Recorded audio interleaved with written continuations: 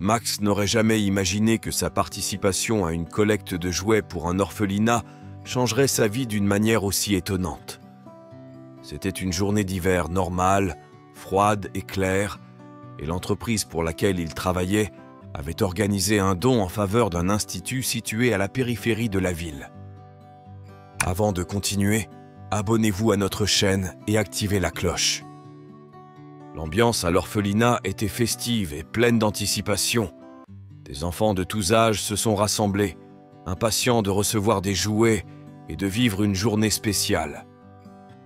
Max était plongé dans l'organisation lorsqu'il remarqua un garçon dans la foule qui attira immédiatement son attention. Ce jeune homme lui ressemblait incroyablement lorsqu'il était enfant. La ressemblance était déconcertante. Les mêmes yeux clairs, la même coupe de cheveux, le même regard curieux. Max sentit une étrange sensation grandir en lui. Il a décidé d'approcher le garçon et sa famille pour en savoir plus. Max, un homme d'une trentaine d'années, mène une vie ordinaire et tranquille. Il travaillait comme ingénieur civil et pendant son temps libre, il aimait se consacrer à ses passe-temps, randonnées, lectures et soirées entre amis. Sa vie a toujours été stable, sans surprise ni bouleversement majeur. Cependant, ce jour de décembre, quelque chose en lui commença à changer. Le garçon qui a découvert qu'il s'appelait Tommaso était en compagnie de ses parents adoptifs. En leur parlant, Max apprit que Tommaso avait été adopté peu de temps après sa naissance et qu'il entretenait un lien très particulier avec l'orphelinat.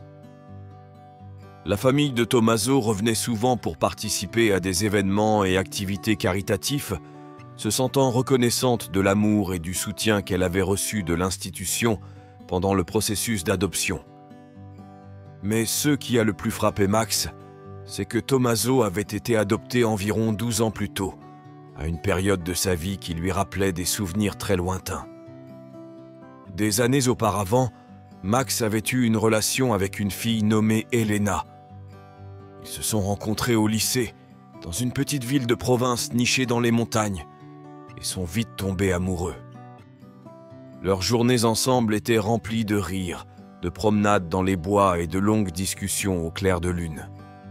Leur connexion était forte, intense et semblait destinée à durer. Mais à la fin de leur dernière année scolaire, les parents d'Elena ont soudainement décidé de déménager. Max se souvenait encore avec douleur du jour où Elena ne s'était pas présentée à l'école et avait cessé de répondre à ses messages. Lorsqu'il se rendit chez elle pour la chercher, c'est son père qui lui dit, d'un ton froid et détaché, que la jeune fille avait été envoyée vivre chez une tante dans une autre ville, loin de tout et de tout le monde. Ce souvenir hantait Max depuis des années. Il s'était toujours demandé ce qui s'était réellement passé et pourquoi Elena n'avait rien dit avant son départ. Au fil du temps, Max a essayé d'avancer. Il s'est inscrit à l'université, a obtenu son diplôme et s'est lancé dans une carrière d'ingénieur, concluant que certaines histoires d'amour étaient peut-être destinées à se terminer en silence. Mais maintenant, en regardant Tommaso, cette blessure jamais complètement cicatrisée s'est rouverte. La ressemblance du garçon avec lui-même lorsqu'il était jeune homme était trop évidente pour être une simple coïncidence. Il décide d'enquêter plus avant, demandant des informations sur le passé de Tommaso. Le garçon, avec un sourire innocent et des yeux curieux, a dit à Max qu'il avait été adopté alors qu'il était encore un nouveau-né et qu'il avait récemment retrouvé sa mère biologique. Son nom est Elena, dit Tommaso avec désinvolture en parlant de leur nouveau lien. Le cœur de Max manqua un battement. Hélène. Ce nom qu'il avait tenté d'oublier, mais n'avait jamais réussi à l'effacer complètement de son esprit. La mère biologique de Tommaso était-elle Elena? Le même nom? La même fille qu'il a quittée 12 ans plus tôt? C'était une trop grosse coïncidence pour l'ignorer. Max essayait de rester calme, même s'il ressentait une tempête d'émotions en lui. Il parla à nouveau avec les parents adoptifs de Tommaso et découvrit qu'Elena serait présente à la fête du 12e anniversaire du garçon, qui aurait lieu la semaine suivante.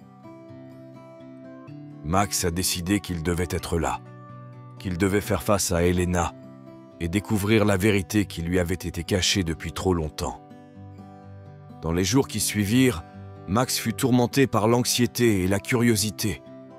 1000 questions le tourmentaient. Était-il vraiment possible que Tommaso soit son fils? Pourquoi Elena ne lui avait-elle jamais rien dit de sa grossesse? Pourquoi avait-elle disparu si soudainement de sa vie? Enfin, l'anniversaire de Tommaso arriva. Max s'est présenté à la fête avec le cœur dans la bouche. Quand Elena est apparue, c'était presque comme si le temps ne s'était jamais écoulé. Elle avait le même doux sourire, les mêmes yeux intenses dont Max se souvenait si bien. Leurs regards se croisèrent, et pendant un instant, il sembla que le monde s'était arrêté. Puis, après un moment de silence tendu, Max trouva le courage de lui demander « Tommaso est notre fils, n'est-ce pas ?» Elena baissa le regard, visiblement émue. Les larmes coulèrent sur ses joues alors qu'elle hochait lentement la tête. Oui, Tommaso était leur enfant.